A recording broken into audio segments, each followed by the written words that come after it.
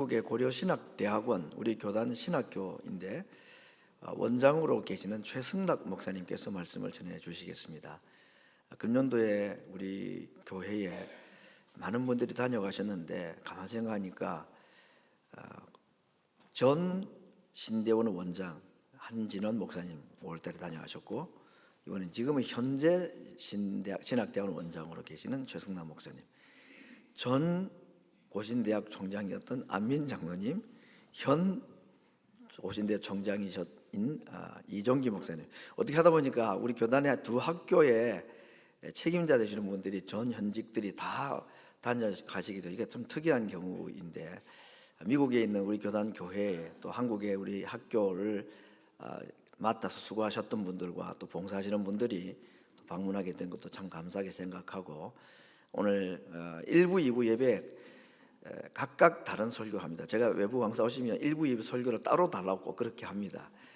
그런데 뭐 안 하시는 다는 오지 않지만 또 2부 예배 오시고 싶은 분들 계시고 해서 오늘 1부 하나님의 편이 된 성도의 승리의 확신이라는 제목으로 말씀을 전해 주시겠습니다.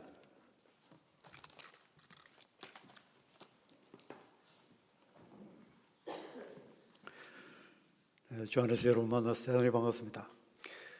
제가 필라델피아 제1장로교회 알고 동경하게 된 것은 제 대학교 1학년 때부터입니다.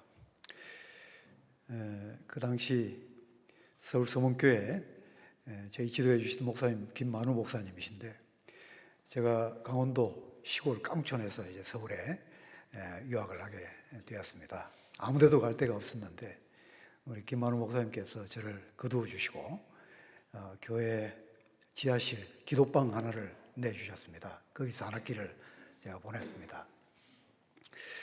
1학년 말쯤에 우리 김만우 목사님께서 필라델피아 이곳으로 옮겨 가셨습니다. 그래서 그때부터 이 교회를 알게 되고 또 동경을 해왔습니다.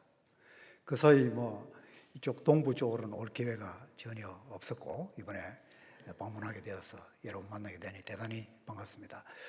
여러분 교회가 멀리 떨어져 있지만 우리 한국의 고려신학대학원을 생각해 주시고 또 기도해 주시고 또 헌금해 주시는 것 대단히 감사합니다. 이 일이 지금은 얼마나 요긴한지 모릅니다. 왜냐하면 우리 고려신학대학원은 이제 교단 안에 목회자들과 선교사들을 양성해내는 유일한 기관입니다. 만일 이 학교가 없다면 어떻게 될까? 상당히 심각한 결과가 일어날 수밖에 없습니다. 국내와 국외에 신실한 목회자들을 길러낼 수가 없고 선교사들을 파송해낼 수가 없습니다. 우리 존경하는 강 목사님 같은 이런 훌륭한 목사님들을 배출을 해서 한국 안과 밖에 참 많은 교회들이 신실하게 건강하게 바르게 잘 서갈 수 있도록 그런 모판 역할을 하는 것이 저희 학교입니다. 그래서 신학교가 건강해야 일선교회가 건강해질 수가 있습니다. 또 일선교회가 건강해야 사회가 하나님 진리에 의해서 바르게 변화되고 또 자리를 잡아갈 수가 있게 됩니다. 그만큼 중요한 위치를 차지하고 있는 것이 우리 신학교인데, 현금의 기도의 제목을 한 가지 말씀을 드리자면, 한국이나 전 세계 할 것 없이 하나님의 일을 하겠다고 지원하는 젊은 사람들의 숫자가 현저하게 줄어들고 있는 것이 이 시대의 추세입니다. 당장 이제 한 10년 전하고 비교를 해봐도 단적으로 드러나는데, 우리 교단의 노회들이 한 35개 노회가 있습니다. 그 노회들에서 추천을 해서 우리 학교에 이제 교육을 시켜 주십시오라고 의뢰를 합니다. 그러면 우리가 그 중에서 선발을 해서 뽑아서 길러내는 이런 사역을 감당을 하고 있습니다. 10년 전 2013년만 하더라도 노회들에서 추천해서 보낸 지원자 숫자가 200명이 넘었습니다. 그 중에서 우리가 120명 또 100명 이렇게 뽑아서 교육을 하고 있습니다만, 작년 올해 사이에 지원자 추천해서 보내는 숫자가 60명대입니다. 10년 안에 이런 변화가 지금 일어나고 있습니다.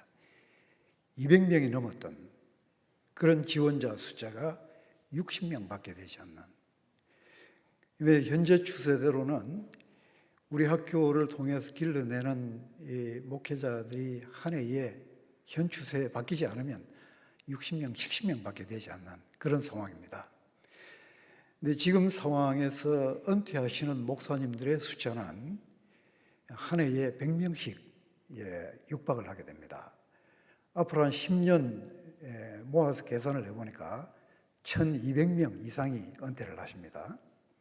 그런데 현재 추세대로 60명, 70명 배출을 하면은 10년 모아도 한 600명, 700명밖에 되지를 않습니다.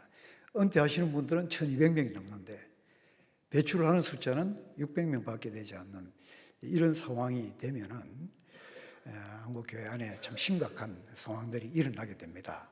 웬만한 큰 교회들을 제외하고는 목회자들을, 담임 목사들을 구하지 못하는 이런 사태가 한국에서 먼저 일어나게 되고, 이건 이제 해외 교회들 역시 요청이 많이 일어나고 있지만 보낼 수가 없는 상황이 또 일어나게 됩니다. 선교사들도 마찬가지입니다.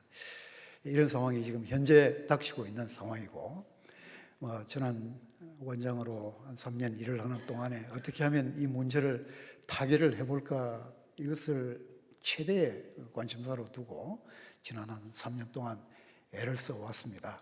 하나님께서 그래도 은혜를 베풀어 주셔서 이런 어려운 상황 가운데서도 우리 학교의 신학생들이 그래도 정원에 거의 육박할 정도로 오고 있는 이런 상황이 지금은 유지가 되고 있는데 앞으로는 어떻게 될지 모르겠습니다.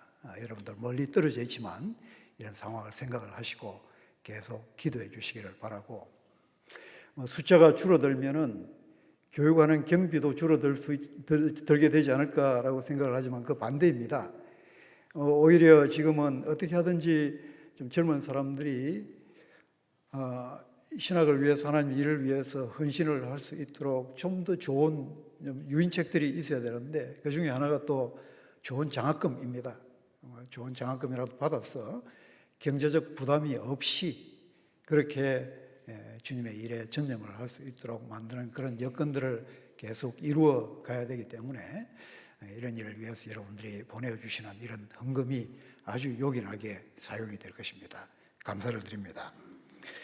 오늘 우리가 읽은 이 본문의 말씀 잘 알고 있습니다. 특별히 37절에 보면은 그러나 이 모든 일에 우리를 사랑하시는 이로 말미암아 우리가 넉넉히 이기느니라. 넉넉히 이긴다. 참 좋은 말씀입니다. 일반적으로 우리가 승리한다라고만 해도 참 기쁨이 담긴 그런 표현이지 않습니까? 근데 여기에 초과 개념을 가지고 있는 전치사, 휘페르 전치사인데 영어식으로 하면은 하이퍼라고 하죠. 이 전치사가 결합된 단어를 사용을 하고 있습니다. 그래서 대대적인 승리, 압도적인 승리를 가리키는 용어를 쓰고 있습니다. 제가 곰곰 좀 생각을 해보았습니다. 우리 표현에 좀 더 가깝게 바울이 여기서 사용하고 있는 이 용어를 어떻게 표현을 하면 좋을까?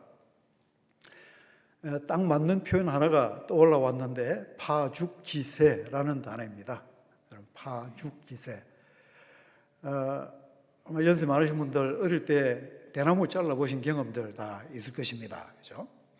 이 대나무를 자르는 것이 가로로 자르려고 하면은 쉽지가 않습니다. 톱을 써야 되고 낫을 사용을 해도 잘 잘라지지 않는데, 그러나 세로로 자르려고 하면은 비교적 쉽습니다. 그죠? 위로부터 칼집을 내서 힘을 주면은 마디들이 있지만 하나하나 마디들이 톡톡톡톡 갈라지면서 쭉 나아가는 이런 형상을 우리가 가리켜서 파죽지세라고 이야기를 하죠. 비록 난관이 있고 도전이 있고 어려움이 있지만 그러나 그 어떤 상황 속에서도 우리가 파죽지세로 이긴다. 우리를 사랑하신 이로 말미암아서 우리는 그와 같이 승리하는 사람이다 라는 것을 나타내고 있습니다. 그래서 영어 번역에서는 이 표현을, 이 단어를 more than conquerors, 정복자들 이상이다 킹 제임스 버전에서 나타나고 있는 표현이 워낙 일반화되어 있으니까 대부분의 영어 성경들이 바꾸지 않고 이 표현을 그대로 사용을 하고 있는 것 같습니다. 근데 조금 의아스러운 부분 가운데 하나는 바울이 사실은 여기서 콩크러, 정복자 같은 용어를 전혀 쓰지는 않습니다. 그럼에도 불구하고 영어 번역에서는 왜 more than conquerors라는 이런 표현을 사용을 했을까? 그리고 또 지금까지 그게 가장 적절하다고 생각해서 대부분 영어 번역들이 바꾸지를 않고 그 표현을 계속 쓰고 있는 것 같습니다. 함의는 잘 담아냈다고 생각을 합니다. 여러분 정복자, conqueror를 생각해 보십시오. 그러니까 한 번, 두 번 승리했다고 해가지고 그 사람을 정복자라고 부르지는 않습니다. 연전연승, 그야말로 파죽지세로 승리를 계속 이끌어가는 그런 사람을 가리켜서 우리가 콩크러 정복자라고 이야기를 하는데, 여기 우리 그리스도인들이 가지고 있는 승리는 그런 정복자들 이상이다, 이 어감을 지금 나타내고 있는 거죠. 우리가 대표적인 정복자라고 하면은 로마의 율리우스 카이사르를 들 수가 있을 것입니다. 그런 군대를 이끌고 알프스를 넘어서 오늘의 스위스와 프랑스와 독일 이런 나라들을 다 정복한 걸출한 정복자입니다. 그가 쓴 갈리아 전쟁기 8년에 걸친 원정 과정에 대한 기록입니다. 여기에 보면 이런 기록이 나타납니다. 당대 갈리아 지역 최고의 정예부대인 헬베티족, 오늘날의 스위스입니다만 이 스위스를 격파를 했습니다. 그러고 나서 마주친 민족이 게르만족인데, 이때 로마군 진영에 큰 동요가 일어납니다. 듣자 하니까 이 게르만족들은 자기들보다 키도 크고 힘도 세고 무기를 능수능란하게 다루고 무엇보다 죽음을 전혀 두려워하지 않는 민족이다. 그래서 겁을 먹기 시작했습니다. 많은 병사들이 탈영하는 사람도 일어났습니다. 이런 상황을 앞에 두고 카이사르 장군이 이들을 불러놓고 일장 연설을 합니다. 유명한 연설이죠. 비록 게르만족이 강하지만, 그러나 우리가 이미 이긴 이 헬베티족들에게 게르만족도 패한 적이 있다. 우리가 이 헬베티족을 이기지 않았느냐? 지금까지 너희가 나를 따르면서 패한 적이 있느냐? 지금도 마찬가지다. 나를 따르기만 하면 반드시 너희는 승리한다. 이런 유명한 연설을 해서 병사들의 마음을 돌이킵니다. 예나 지금이나 물리적인 전투력보다 더 중요한 것은 정신력입니다. 싸우려고 하는 의지가 없으면 그 누구도 이길 수 없는 거죠. 근데 카이사르는 이 병사들의 정신력을 이끌어낼 수 있는 논리를 어떻게 사용할지를 잘 알았던 사람입니다. 오늘 우리가 이 논리에 조금 집중을 보기를 바랍니다. 유명한 수사적 3단 논법입니다. 여기 하나의 원리가 있죠. 가장 강한 자가 항상 이기게 되어 있다. 기본적 원리입니다. 그리고 구체적 케이스가 나옵니다. 우리는 게르만족을 이긴 적이 있는 헬베티족을 무찔렀다. 따라서 결론, 우리가 가장 강한 자이다.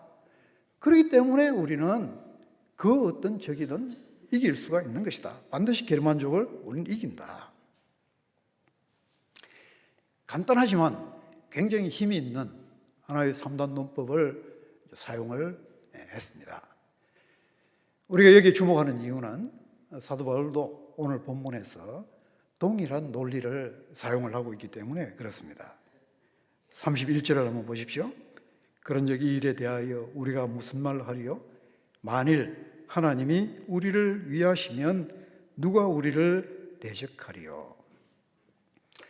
만일 하나님이 우리를 위하시면, 하나의 가정문이지만 이 가정문은 순수한 가정과는 성격이 조금 다릅니다. 만일 내가 새라면, 이런 경우에는 내가 새가 아닌데 그렇다고 한번 가정을 해보자. 그러면 훨훨 날아서 저 바다 넘어 님에게까지 갈 것인데 뭐 이런 식의 가정법을 우리가 사용을 하죠. 근데 현재 사도 바울이 사용하고 있는 이 가정문은 그런 형태의 가정이 아니라 사실을 기반으로 하는 가정입니다.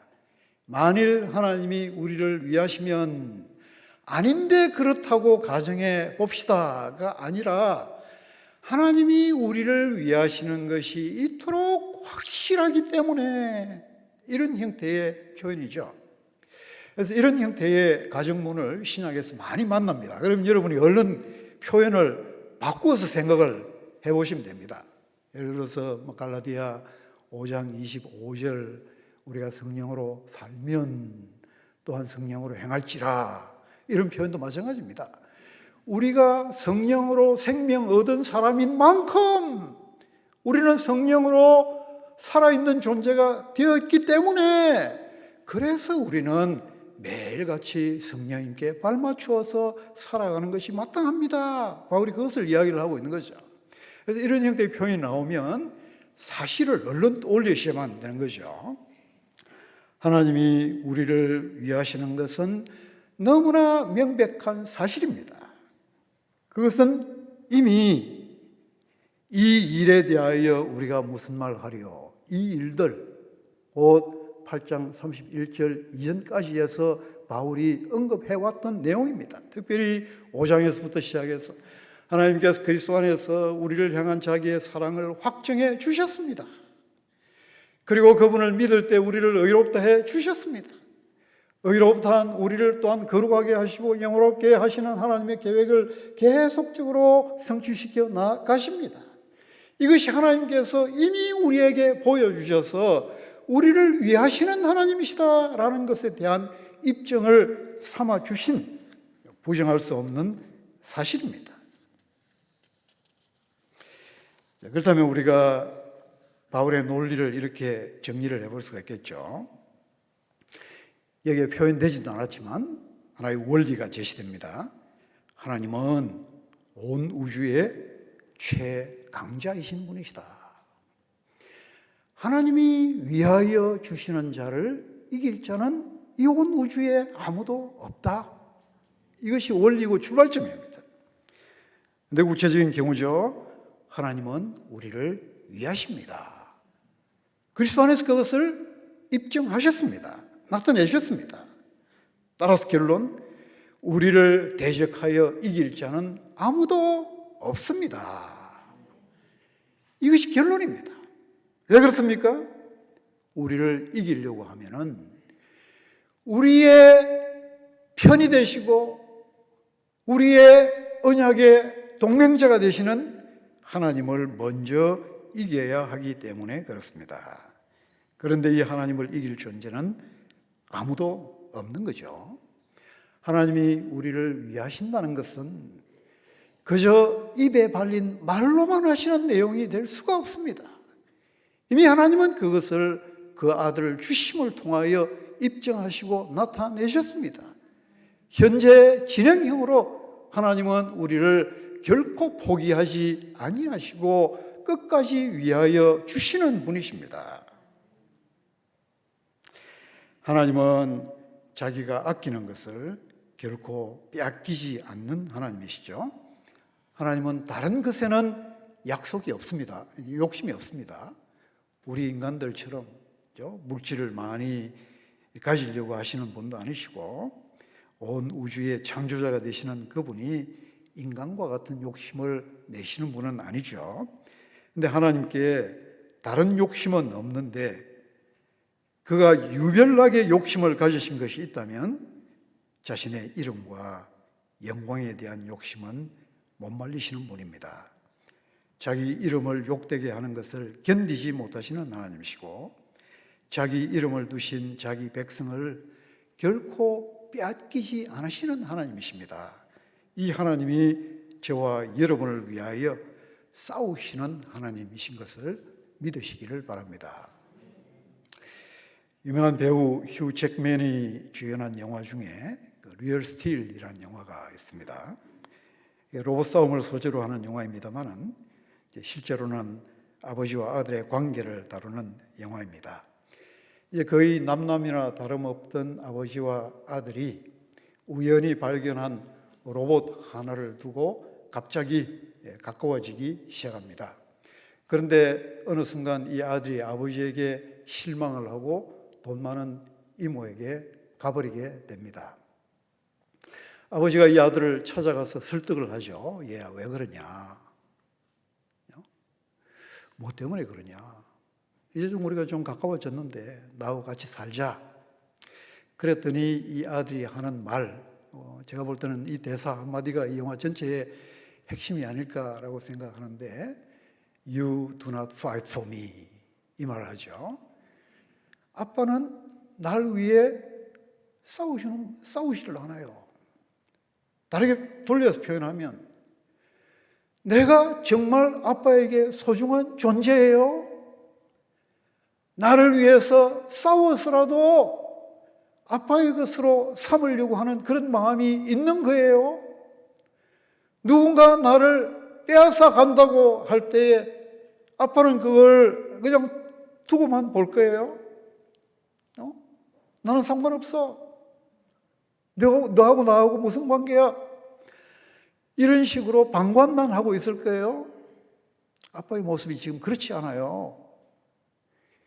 이 말을 아들이 하는 거죠. 아빠는 날 위해 싸우지를 않아요. 그만큼 나를 소중하게 여기지를 않아요.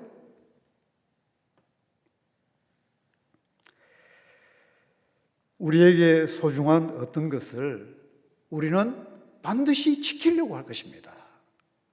싸워서라도 지키려고 할 것입니다. 그것이 하나님의 마음입니다. 왜냐하면 하나님께 우리는 소중한 존재이기 때문에 그렇습니다. 출애굽기 19장 5절에 하나님께서 이스라엘을 향하여 주시는 아름다운 이름들이 많이 나타나지만 저는 그 중에서도 특별히 내 소유, 나를 위한 소유, 하나님의 소유라고 부르시는 이 개념을 가장 좋아합니다. 히브리어로는 세굴라라고 부르는데요. 많은 영어 번역들은 이것을 스페셜 포세션, 특별한 소유다 이렇게 번역을 하고 있습니다. 시편 135편 4절에도 역시 동일하게 이 단어를 사용을 해서 하나님께서 자기를 위하여 이스라엘 곧 야곱을 자기의 특별한 소유로 삼으셨느니라 이렇게 이야기를 하고 있습니다. 하나님께 나가 누구인가, 하나님께 우리가 어떤 존재인가, 이 이름 속에 담겨 있습니다. 하나님께 우리는 그의 특별한 소유입니다. 그가 가장 아끼시고 사랑하시고 깊이 가슴에 품으시는 존재이고 우리를 볼 때마다 흐뭇함이 일어나는 그런 존재입니다. 에베소서 1장 14절에도 보면은 하나님께서 그 얻으신 것의 구속에 대하여 이야기를 하고 있습니다. 하나님의 얻으신 것, 표현은 다르고 히브리의 세굴라라는 단어와는 달리 헬라를 쓰고 있죠. 근데 헬라어의 페리포에시스라는 단어를 쓰는데 개념은 동일합니다. 꼭 같은 단어를 다른 언어를 통해서 표현을 하고 있는 것일 뿐이죠. 우리는 하나님의 특별한 소유입니다. 이것이 우리의 정체입니다. 하나님께서 이처럼 그의 소유로 삼으신 사람들을 누군가가 빼앗아 가려고 할 때에 그 대적자를 향하여 하나님은 우레 같은 소리로 꾸짖으시는 거죠. 내 사랑하는 자를 빼앗아 가려고 하면은 먼저 나를 이겨라. 나는 그 사람을 위해서 싸우겠다. 이렇게 위하여 주시는 하나님의 편된 사람을 누가 대적하여 이기겠습니까? 누가 빼앗아서 자기의 소유로 삼을 수가 있겠습니까? 물론 현실 세계 속에서 여러분을 대적하는 존재가 없다는 것은 아닙니다. 그러나 두려워하지 마시기를 바랍니다. 여러분을 대적하는 존재가 일었을 때마다 얼른 방음막을 펼치셔야만 됩니다. 시편 118편 6절과 같은 말씀입니다. 여호와는 내 편이시라. 내가 두려워하지 아니하리니 사람이 내게 어찌할까. 히브리서 13장 6절에 인용을 하고 있습니다. 주는 나를 돕는 이시니 내가 무서워하지 아니하겠노라. 사람이 내게 어찌하리요. 여러분, 여기에 강력한 대조가 일어나고 있는 것을 잘 주목해서 보시기를 바랍니다. 한편에는 여호와가 있습니다. 여러분을 사랑하시는 분, 영원하신 분, 전능하신 분, 여러분을 위하여 싸워주시는 분, 여러분을 위하여 일어서실 때에 어느 누구도 대적할 수 없는 존재이신 이 하나님이 여러분의 편이 되십니다. 또 다른 한편에는 사람이 내게 어찌할까. 한낱 유한한 존재, 인간 존재, 많은 영어 번역들은 이것을 적절하게 mortal이라고 번역을 하고 있습니다. What can mortals do to me? mortal에 지나지 않는 그런 유한한 인간 존재가 내게 어찌할까? 이런 인간 존재를 우리가 두려워할 필요가 없는 것이죠. 이런 존재가 여러분을 이기려면 먼저 여러분의 편이 되시고 여러분을 쟁취하기 위하여 싸우시는 하나님을 이겨야 하기 때문에 그렇습니다. 그러나 그 어떤 존재도 하나님을 이기지 못하죠. 이 하나님이 그리스도 예수 안에서 영원토록 여러분의 편이신 것을 믿고 이런 믿음의 확신 속에서 살아가는 여러분 되기를 바랍니다. 뿐만 아니라 이 하나님은 자기 아들을 아끼지 아니하시고 내어주신 만큼이나 여러분을 사랑하시는 분이십니다. 그렇다면 다른 무엇을 아끼시겠습니까? 가장 귀한 것을 주신 분이 그보다 못한 것을 아끼실 이유가 없는 거죠. 그래서 어찌 그 아들과 함께 모든 것을 주시지 아니하시겠느냐.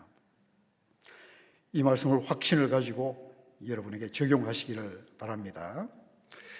우리가 때로 이 말씀을 생각할 때 이런 생각을 가질 수도 있습니다. 내가 하나님의 사랑을 받을 만한 무슨 자격이 있을까? 그런데 이 구절을 읽을 때는 그런 생각을 접어두셔야만 됩니다. 받을 대상이 되는 내 편에서 생각하실 것이 아니고 주시고자 하시는 하나님 편에서 생각을 하셔야 되기 때문에 그렇습니다. 그걸 뭘 통해서 알 수 있느냐 하면은 모든 것을 우리에게 주시지 아니하겠느냐라고 할 때에 이 준다라는 용어, 독특한 용어를 사용을 하고 있습니다. 흔히 준다라고 할 때 쓰는 그런 일반적인 동사를 쓰지를 않고 은혜로 준다, 기꺼이 준다, 그것을 나타내는 카리조마이라는 단어를 사용을 하는데 은혜, 카리스라는 단어의 동사 형태입니다. 주되에 은혜로 주는 것입니다. 너그럽게 후하게 주는 것을 이야기를 하고 있습니다. 하나님은 우리에게 주지 않으려고 뒤를 빼시는 그런 분이 아니라 언제라도 넉넉하게 주기 위하여 이미 그 마음이 열려 계신 분이다라는 것을 나타내고 있습니다. 저에게 지금 4살 배기 또 2살 배기 손녀와 손자가 있습니다. 사랑하는 손녀 손자가 생기니까 여기 사용된 이 카리조마이라는 동사의 의미를 조금 더 생생하게 알 수가 있겠습니다. 쇼핑몰에 가면은 전에는 잘 안 가던 코너로 이제 발길이 가게 됩니다. 장난감 코너 아니면 아동복 코너 이런 데죠. 물론 잘 사지는 않습니다. 제 딸이 눈이 조금 높은 편이라서 웬만한 거 사다 주면은 그냥 쓰지도 않고 처박아 두기 일쑤이기 때문에 그래서 잘 사지는 않지만 그래도 발길이 그쪽으로 가는 건 어쩔 수가 없습니다. 혹시라도 뭐가 좋은 게 나온 게 없는가. 이게 할아버지의 마음이구나 좀 느끼고 있습니다. 하나님은 이것 이상인 것을 믿으시기를 바랍니다. 하나님은 우리에게 주기 싫어서 뒤를 빼고 계시는 하나님이 아니시고 우리에게 주기 위하여 그 마음이 활짝 열려 계신 우리 할아버지 할머니의 마음 이상의 마음을 가지신 분이신 것을 믿으시기를 바랍니다. 또 하나 33절을 보면은 누가 능히 하나님께서 택하신 자들을 고발하리요. 여기에 강조점은 하나님께서, 하나님의라는 이 부분에 놓여 있습니다. 여러분은 하나님께서 택하신 사람들입니다. 하나님께서 그리스도 안에서 여러분을 친히 자기 소유로 자기 언약 백성으로 삼으셨습니다. 이 하나님이 예수 믿는 여러분을 의롭다 하시는 이이신 분이십니다. 이 하나님은 온 우주의 최고의 재판장이신 분이십니다. 다시 한번 처음 말씀드렸던 그 논리 구조를 떠올려 보시기를 바랍니다. 이 하나의 원리입니다. 하나님은 온 우주 최고의 재판장이신 분이십니다. 하나님보다 그 이상의 판결을 할 수 있는 존재는 아무도 없습니다. 자, 이것이 기본적 출발점입니다.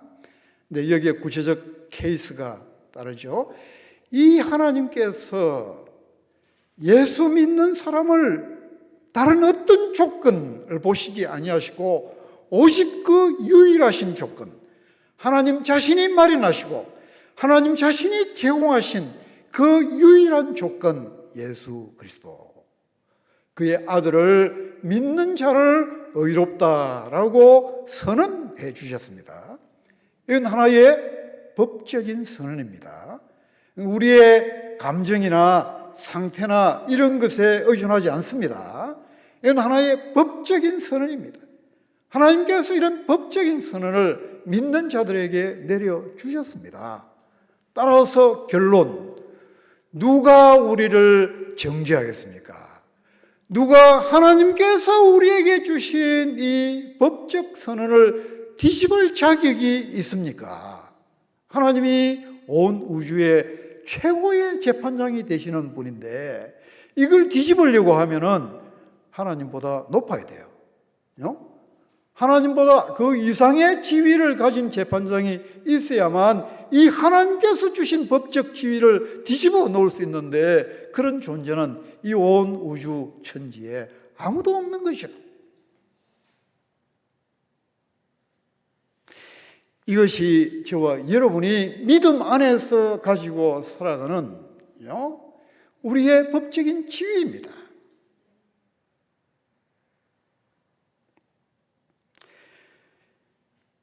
오늘 우리가 이 본문에서 발견하는 이런 외침은, 이런 확신은 우리만 가진 것은 아니죠. 과거 이사야 선지자가 이사야 50장 8절로 9절에서 이렇게 외치고 있습니다. 나를 의롭다 하시는 네가 가까이 계시니 나와 다툴 자가 누구냐? 나와 함께 설지어다. 나의 대적이 누구냐? 내게 가까이 나올지어다. 보라, 주 여호와께서 나를 도우시리니 나를 정죄할 자가 누구냐? 보라, 그들은 다 옷과 같이 헤어지며 좀이 그들을 먹으리라. 앞에 시편 118편 6절과 동일한 구조입니다. 강력한 대비를 보시기를 바랍니다. 한 면에는 하나님이 계십니다. 가장 의로우신 분, 가장 거룩하신 분, 그 하나님이 계시는 반면 다른 한 면에는 인간 존재가 있습니다. 옷과 같이 헤어지는 존재, 좀이 먹어 없어지는 존재, 의롭지도 거룩하지도 못한 존재. 그런데 우리가 누구를 의지합니까? 누구의 편에 우리가 섭니까? 이런 인간 존재의 편에 서지를 않는 거죠. 그들의 공격과 송사와 정죄에 우리의 관심을 두지 않는 거죠. 우리가 의지할 것은 오직 하나님뿐입니다. 그분만이 나를 의롭다 하시는 분이십니다. 이런 분이 예수 믿는 자를 의롭다 하여 주시죠. 이것이 바로 여러분입니다. 뿐만 아니라 34절 말씀 보십시오. 죽으실 뿐 아니라 다시 살아나신 이는 그리스도 예수시니 그는 하나님 우편에 계신 자요 우리를 위하여 간구하시는 자시니라. 여기서 핵심적인 문구는 우리를 위하여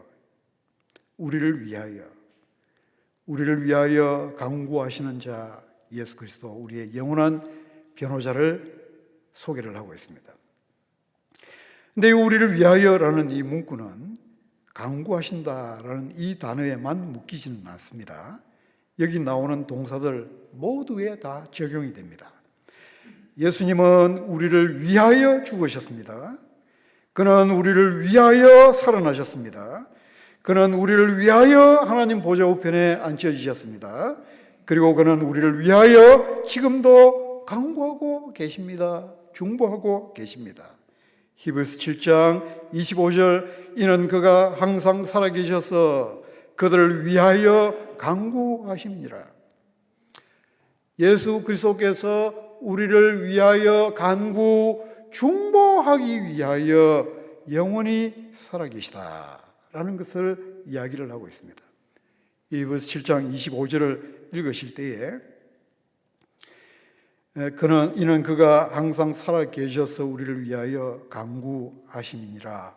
번역은 이렇게 되어 있지만 말씀의 원 의미를 좀 더 생생히 정확하게 잘 살려서 읽는 것이 꼭 필요합니다. 어떻게 되어 있느냐 하면은 우리를 위하여 간구고 중보하시기 위하여 그는 항상 살아계신다.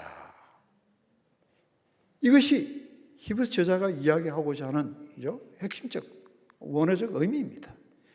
다시 말해서 그가 지금도 하나님의 보좌 우편에서 존재하고 계시는 그 목적이 우리를 위하여 중보하여 주기 위함이다 라는 것을 나타내고 있는 것이죠. 비록 이것이 그가 존재하시는 유일한 목적은 아닐지라도 그가 존재하고 계시는 그 목적이 우리를 위하여 피 흘려 구속하여 주신 우리를 아버지 앞에서 중보하여 주기 위하여 존재하고 계신다는 것을 나타내고 있습니다. 그만큼 저와 여러분이 그리스도께 소중한 존재다라는 것을 보여주고 있습니다. 이런 분을 여러분의 보혜사로, 변호사로 모시고 있다는 것이 놀랍지 않습니까? 든든하지 않습니까? 이런 분을 우리에게 주신 하나님을 우리가 찬양하면 좋겠습니다. 이런 승리의 확신을 가지고 우리가 살아가기를 바랍니다. 누가 우리를 그리스도의 사랑에서 끊으리요? 35절 또 39절, 우리를 우리 주 그리스도 예수 안에 있는 하나님의 사랑에서 끊을 수 없으리라. 우리 앞에 닥쳐오는 그 어떤 힘들고 어려운 상황 속에서도 우리를 사랑하시는 이로 말미암아 우리는 넉넉히 이기는 승리자인 것을 믿고 살아가면 좋겠습니다. 이 37절을 좀 더 정확하게 잘 새겨서 읽으십시다. 우리를 사랑하시는, 현재형으로 번역을 하긴 했지만 실제로는 사도 바울이 과거 시제를 쓰고 있습니다. 사랑하신, 다시 말해서 예수 그리스도 안에서 구체적으로 사랑을 보여주신 이 하나님을 의지하면서 바라보면서 살아가자는 것을 이야기를 하고 있습니다.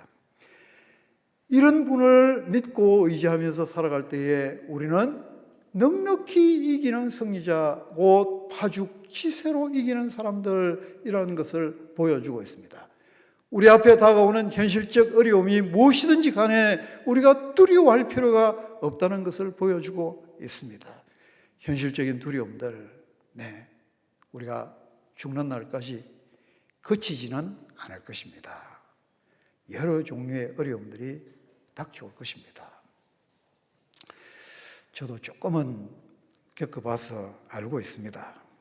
제 아내가 작년 5월 먼저 하나님의 부름을 받았습니다. 28 결혼해서 신혼 초에 참 신혼의 기쁨에 빠져 있을 때, 게다가 이제 뱃속에 임신을 해서 아기를 가지고 있던 그 시점에 뇌종양 발병이 되었습니다.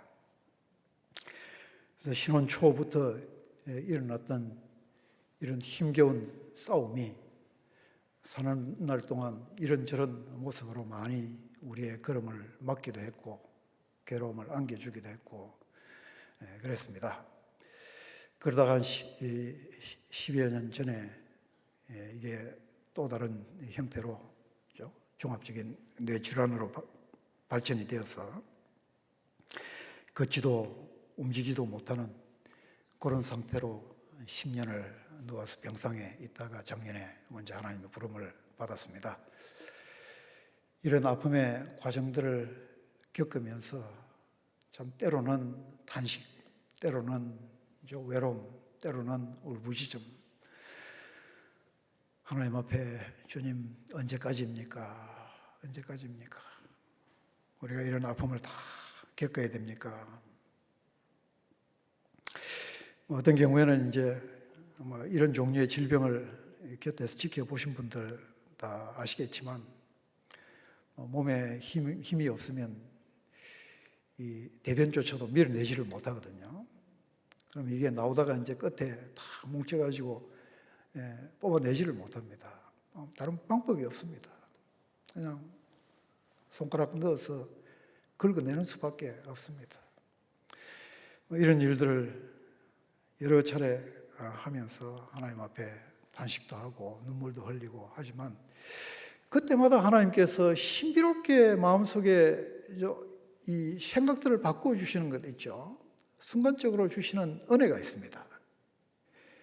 손에 묻은 그 오물이야 그냥 비누로 씻어내면 깨끗해지는데 네 마음속에 사람의 손도 닿지 않고 비누로도 씻을 수 없는 그 더러운 것들은 어떻게 하니? 오직 예수 그리스도의 피로 그것을 깨끗게 하여 주신 이 은혜가 없다면 어떻게 하나님 앞에서 살아가니? 그것을 마음속에 일깨워 주실 때마다 그런 괴로움, 그런 아픔 다 잊어버리게 만드는 거죠. 오히려 마음속에 놀라운 감사를 순간순간 일깨워 주시는 거죠. 그래서 저는 이런 과정들을 겪으면서 성도의 감사는 이게 생존의 조건이구나. 이게 없으면 우리가 살아갈 수가 없어요. 우리 영혼이 살아갈 수가 없고 내 육체가 살아갈 수가 없고 내가 하는 일들을 감당을 해갈 수가 없어요. 이게 우리의 전적인 삶의 하나의 생존의 조건이구나. 이런 감사를, 이런 은혜를 순간순간 하나님께서 일깨워 주실 때마다 그렇게 또 이겨나가고 하는 것을 경험을 한 적이 있습니다. 지금까지 그렇게 살아왔고 또 이 자리에 서 있습니다. 하나님께서 우리 앞에 여러 종류 이런저런 종류의 난관들 닥칠 때마다 우리로 하여금 이길 수 있는 길들을 만들어 주시는 거죠. 우리를 사랑하신 그분이 그리스도 안에서 우리를 붙들어 주시고 이끌어 주시고 우리 안에 감사를 일으켜 주시고 새로운 생명을 부어 주셔서 능히 감당하며 이기게 하시는 하나님이신 것을 믿습니다. 오늘 여러분 앞에 이런저런 모양으로 여러 가지 난관과 어려움 닥쳐 있을 줄 압니다. 무엇이 되었든지 그것을 보기보다 여러분을 사랑하시고 여러분의 편이 되시고 여러분을 위하여 싸워주시고 여러분의 막강하신 보호자가 되신 하나님을 붙드시기를 바랍니다. 여러분을 위하여 모든 것을 행하셨고 지금도 여러분의 영원한 변호자로 계시는 예수 그리스도를 전적으로 의지하시기를 바랍니다. 하나님의 사랑을 여러분의 가슴 속에 순환빛처럼 부으시고 촉촉히 스며들게 하시는 성령님을 힘입고 살아가시기를 바랍니다. 기도하십시다. 자비로우신 아버지 하나님, 하나님께서 아무 자격 없는 우리의 조건 때문에가 아니라 하나님께서 사랑하심 때문에 하나님께서 택하심 때문에 하나님께서 그 아들을 믿는 믿음 주신 것 때문에 주님의 소중한 자로 주께서 위하여 싸워주시고 영원한 편이 되시는 자로 삼아주신 것 감사를 드립니다. 하나님께서 우리를 위하여 주시기 때문에 어느 누구도 우리를 하나님 손에서 빼앗아갈 수 없습니다. 무너뜨릴 수 없습니다. 하나님께서 우리에게 주신 이 법적 지위를 뒤집어 놓을 존재가 없습니다. 하나님께서 그 모든 사랑을 우리를 위하여 기꺼이 주기를 기뻐하십니다. 이 하나님 바라보며 의지하면서 오늘도 우리 앞에 놓여 있는 난관 무엇이 되었든 거기에 의하여 짓눌리지 아니하고 그것 때문에 낙심 실망하지 아니하고 날마다 담대히 일어나서 하나님을 바라보며 항상 승리하는 넉넉한 승리자들이 다 될 수 있도록 이 자리에 있는 모든 성도님들 주님의 자녀들을 복 주시고 인도하여 주시옵소서. 주 예수 그리스도의 이름으로 기도합니다. 아멘.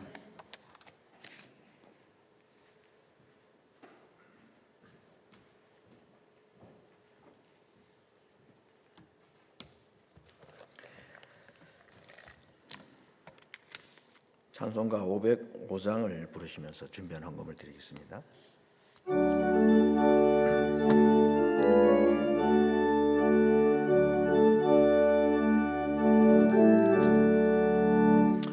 모든 소원 기도의 제목 예수를 담기 원함이라. 예수의 형상 나 입기 위해 세상에 보하기 전에 예수님 닮기 내가 원하네. 날 구속하신 예수님을 내 마음속에 지금 거둬사 주님의 형상 인치소서. 무한한 사랑 풍성한 긍휼 슬픈 자 위로하시는 주. 길 잃은 죄인 부르는 예수 그 형상 담게 하옵소서. 예수님 닮기 내가 원하네. 날 구속하신 예수님을 내 마음속에 지금 거둬사 주님의 형상 인치소서. 겸손하시고 거룩한 예수 원수의 멸시 참으시사 우리를 위해 고난을 받은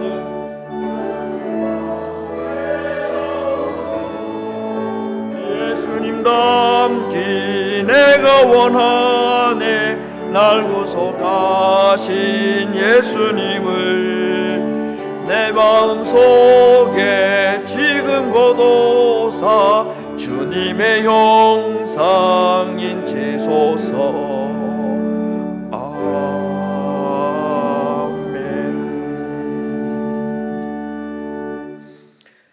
하나님이 우리를 위하시면 누가 우리를 대적하리요.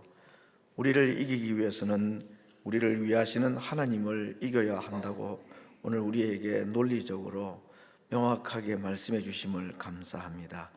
이 모든 것이 우리 예수님 때문임을 다시 한번 말씀해 주심을 감사합니다. 주님께서 주신 사랑과 은혜는 말로 다 표현할 수도 없지만 오늘 이 아침에 저희들의 생각과 마음 모든 삶을 이 물질에 담아서 하나님 앞에 감사의 제사를 드립니다. 이 물질 속에 담겨 있는 말씀을 깨달아 주셨던 그 은혜에 대한 감사, 이 한평생 살아오면서 우리가 알지 못하는 가운데서도 불철주야 졸지도 주무시지도 아니하시며 우리를 도우시고 인도하셨던 그 하나님, 우리를 이 엄청난 죄악 가운데서도 의롭다고 인정해 주시고 재판하신 그 하나님을 감사하며 드리는 예물 주님께서 받으시고 영광을 받으시며 믿음과 기도의 제목대로 하나님께서 갚아 주시옵소서. 예수님의 이름으로 기도드리옵나이다. 아멘.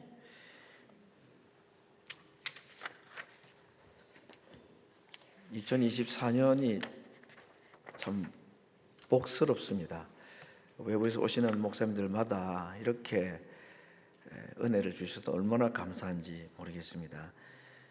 사실은 신학교 교수님들 설교가 저희 신학교 다닐 때 교수님들 생각하면 정말 이게 설교인지 강의인지 뭐 헷갈릴 정도로 좋은 분도 있었지만 힘들었었는데 요즘에 우리 학교 신학교 교수님들 설교가 얼마나 참 은혜로운가 참 감사한 생각이 마음이 들고, 오늘 또 저는 사실은 몰랐습니다. 우리 최 교수님은 저희가 졸업한 이후에 학교 신학교로 오셨기 때문에 개인적으로 아는 분은 아닌데 참 요즘 우리 후배들이 참 복이 많다.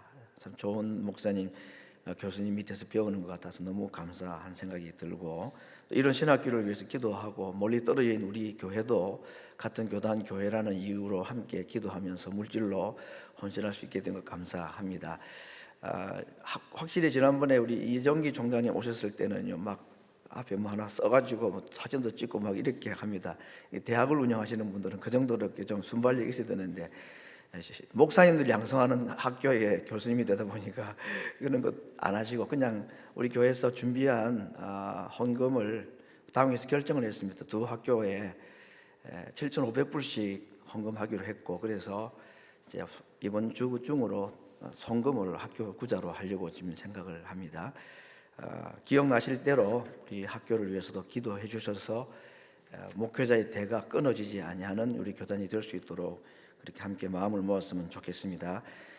주보에 광고들이 참 많은데 오늘은 지회 총회가 있습니다. 그래서 지회 총회를 시간 장소를 적절하게 잘 배분하셔서 하시면 좋겠고, 이번 한 달 동안에는 아무튼 점심 식사를 교회에서 다 제공을 하게 됩니다. 그래서 총회 후에 식사를 하시는 것이 좋을 것 같은데, 아무튼 지회마다 시간이 다를 수 있으니까 오늘 교회 식사가 있습니다.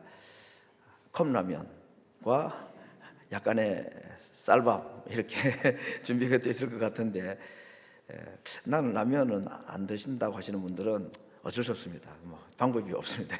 그것까지 고려하기는 좀 어려워서 여러분께서 양해해 주시고, 아마 쌀국수도 있는 것 같은데 적당하게 잘 식사를 꼭 해결하고 가시기를 바라고, 다음 내일을 우리 임신호회 초대교회 당에서 모이게 됩니다.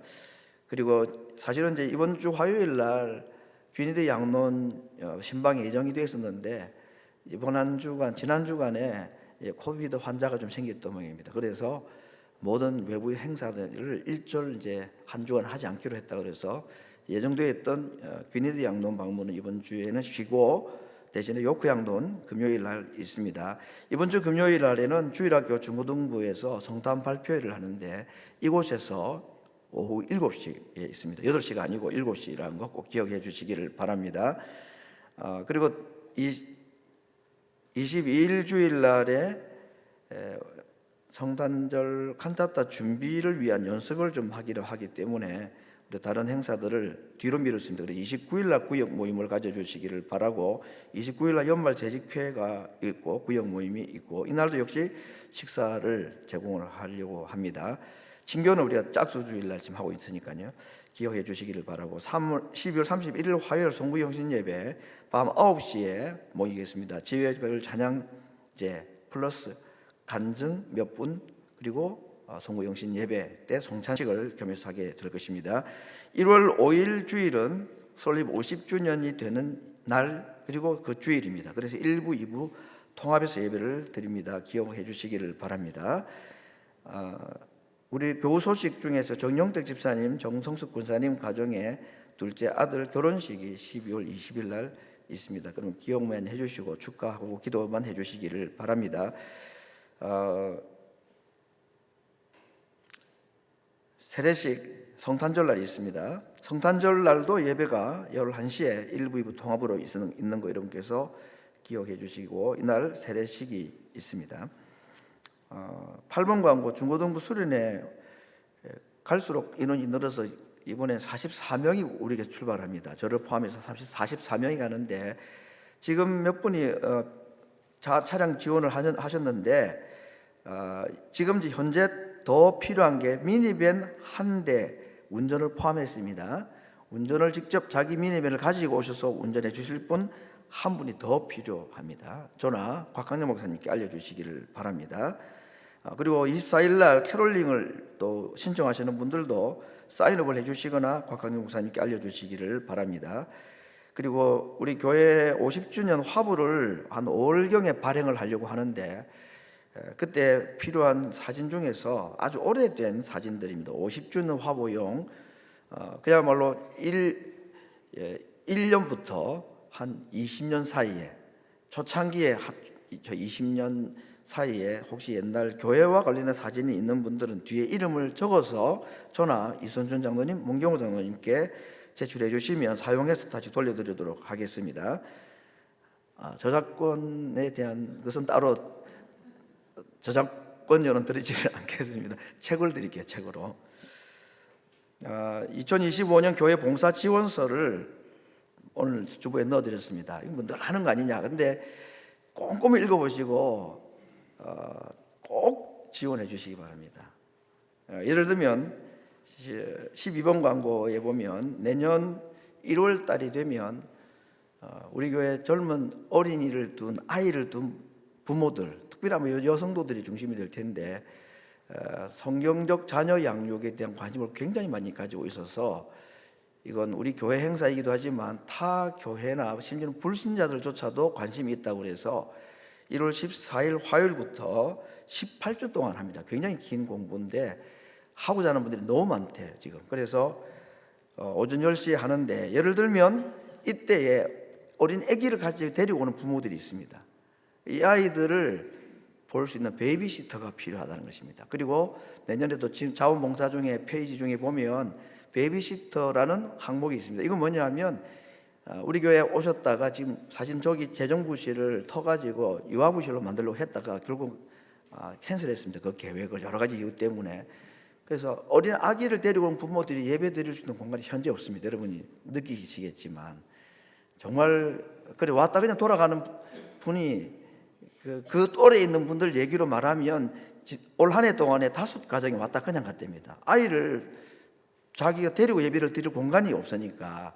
그래서 우리가 널스리가 있는데 거기에서 베이비시트를 해줘야지 이분들이 예배를 드릴 수 있다. 그래서 이건 시급하게 내년에 일부 예배 참석하신 분들 중에 남아서 11시부터 12시 한 10분 사이에 2부 예배 참석자들 가운데 어린 아기를 좀 돌볼 수 있는 분들, 스트롤러를 밀린 것도 괜찮고 앉는 것도 좋고 또 베이비룸에 가서 아이를 눕히는 것도 좋고 하여튼 이렇게 할 수 있는 분 자원봉사자가 이 파트가 꼭 필요합니다.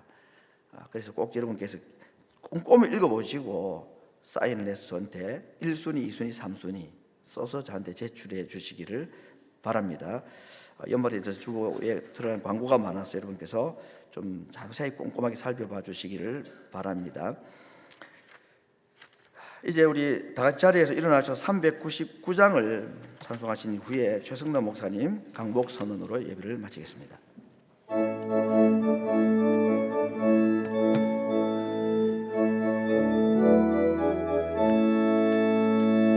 주의 약속하신 말씀 위에서 영원토록 주를 찬송하리라. 소리 높여 주께 영광 돌리며 약속 믿고 굳게 서리라. 굳게 서리 영원하신 말씀 위에 굳게 서리 굳게 서리 그 말씀 위에 굳게 서리라.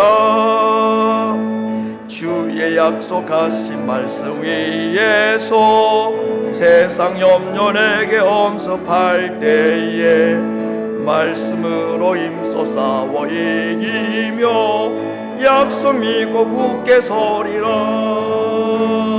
굳게 서리 영원하신 말씀 위에 굳게 서리 굳게 서리 그 말씀 위에 굳게 서리라.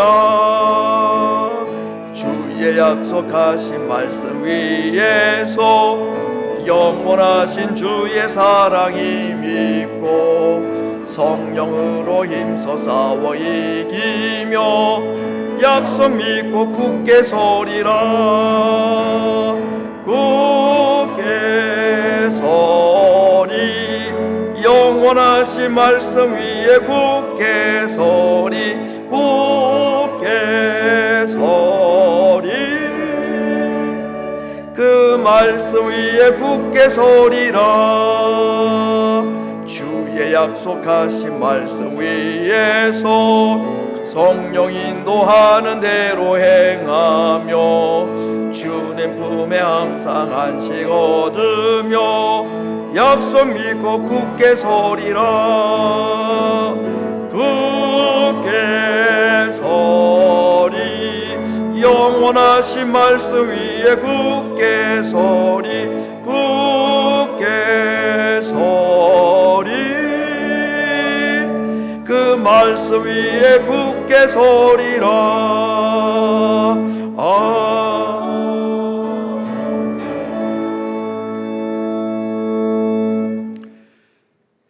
영원한 언약의 피로 우리를 아버지께 묶어주신 주 예수 그리스도의 은혜와 하나님의 크고 극진하신 사랑과 성령님의 교통이 주 앞에 나와 예배하는 모든 성도들 머리 위에 이제로부터 항상 함께 있을지어다.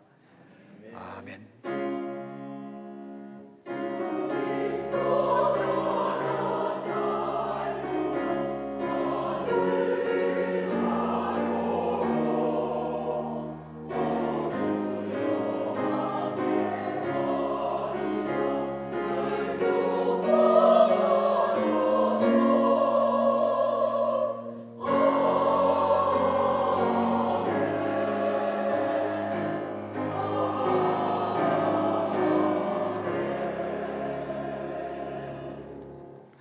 우리 잠시 자리에 앉아 주시길 바랍니다.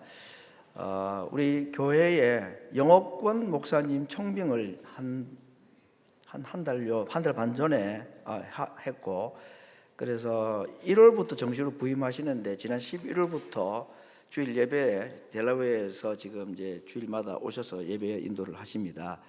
사실은 우리 교회 2006년부터 9년까지 3년간 두 분이 우리 교회 주일학교 전도사님으로 사모님은 일하셨고 또 황 목사님은 영업권을 그때 담당하셨는데 거의 15년 만에 우리 교회를 다시 오시게 되었습니다. 성함은 한글 이름은 황규민 목사님인데 월터 황이고 우리 사모님은 에이미 전도사님이었는데 사모님으로 오셨습니다. 우리 두 분 영어권 예배 전에 한월권의 예배를 위해서 함께 오셔서 인사를 하기를 위해 오셨는데 앞으로 잠시 나와 주시고 간단히 인사 말씀 해 주시고 우리 환영하는 시간 가지겠습니다. 안녕하세요. 이렇게 귀한 주님의 몸된 교회를 다시 섬길 수 있는 축복을 주신 하나님께 정말 감사드리고 또 우리 강 목사님을 비롯해서 우리 당회 또 우리 모든 성도님들 우리 EM 멤버들 이렇게 다시 콜링해 주시고 웰컴해 주셔서 정말 너무 진심으로 감사드립니다. 참 제가 개인적으로 또 우리 EM 사역에 기도가 많이 필요합니다. 그래서 많이 기도해 주세요. 예. 감사합니다. 예.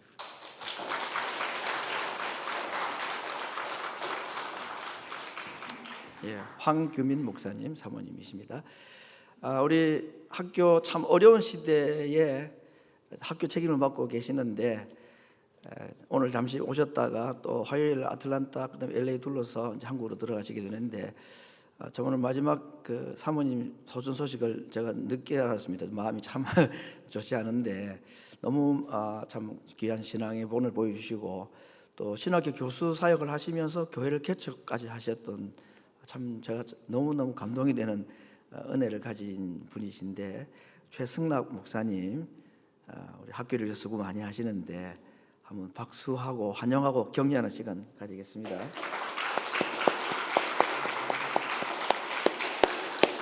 네, 정 집사님 1부 예배 설교 다 녹화됐죠? 꼭 들어보시고 2부 예배도 오셔도 괜찮습니다. 설교에 참여하시면 좋을 것 같습니다. 이제 우리 서로 인사 나누시고 자유롭게 하도록 하겠습니다.